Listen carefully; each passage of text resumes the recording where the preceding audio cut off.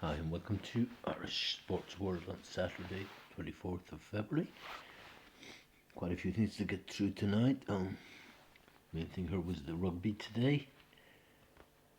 Ireland and Wales was the main match today, and as was predicted, Ireland won quite easily, getting 4 tries and getting the bonus points, so the full points after 3 games, and looking very strong. What's most strong about them is that the guys they bring on, and there are quite a few new guys around today, are just as good as the guys that they've replaced. So they have a very strong squad, and the under-20s are supplying players as well. So that's looking good. The other game was Scotland against England. And Scotland beat England reasonably easily. That's a bit of a change.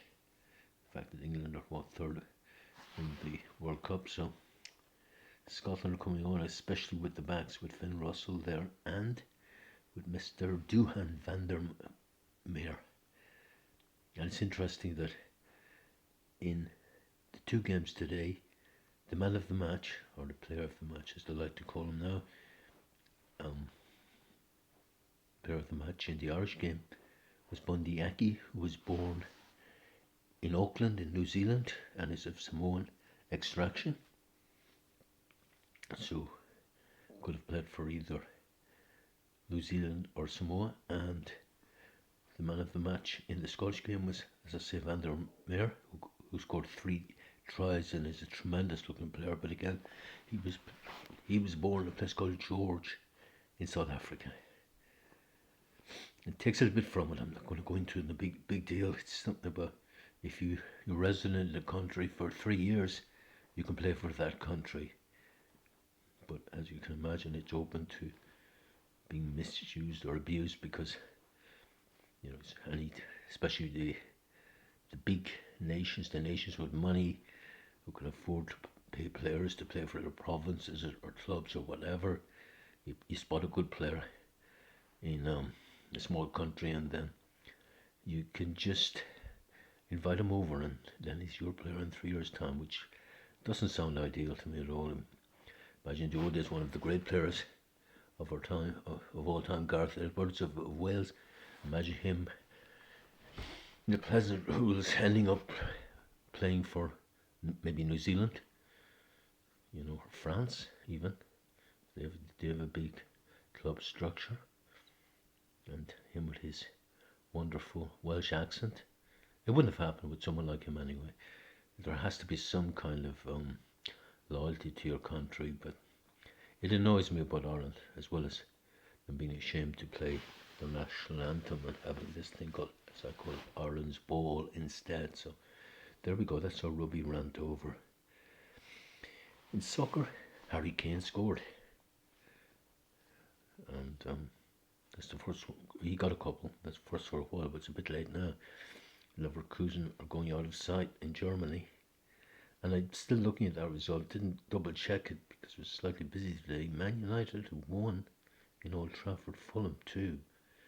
If that's a true result, then Ten Hag is now making David Moyes look good. David Moyes' tenure in United was a bit of a disaster, but Ten Hag is, but I think it's not all bad. I think they'll definitely avoid relegation. Then we had a big Gaelic football match tonight in the league. Dublin against Kerry, and the final score was Dublin 3-18, Kerry 1-14. Now it's only the league, I'll always say that, but it's not often Kerry get beaten by 10 points. And I think Dublin are in a good situation. They were very strong and no pressure on them. They've won so many All-Irelands in the last 10 years. They can just do what they want, and Kerry are probably lacking a couple of good backs. Plenty of good forwards, but there you go. Conor Callahan scored a hat-trick for Dublin. Very good full forward. Very mobile. And finally, to the racing. And yeah, I had 4 from yesterday. The first 2 were disasters. But then, I can make an excuse in the 3 o'clock. The horse I picked was Secret Squirrel, who was a non-runner. And as I'd said, Johnny Dean gave lump sum and was very keen on it during the week, and that won at 13-8. So I actually had that in my bet. And then in the big race of the day, amazingly, Forward Plan, my pick won at 15-2. So you would have a nice 22-1 double there. So it's not as bad as it might be. Tomorrow we'll get Nace. It's not a bad card. Just looking at a couple that might be interesting.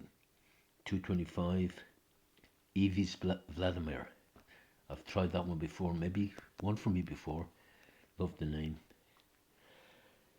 And 255, you have one of Gordon Elliott's, Ash Tree Meadow, up against a hot shot of William Mullins's, but 9-4. You could do worse. Evie's Vladimir is around 6-1 at the moment. 325, a horse called Whacker Clan, who's 10-1 at the moment. And in the 355, Emancipator, around 12s at the moment. So yeah, they might come in one of them, two of them, who knows. I don't think I'll be getting too involved anyway with Nace. And with the weather as it's been, the soft, heavy ground, you tend to get surprising results. The surprise is that I'm actually picking the odd one, I suppose. But thank you for listening, and good night.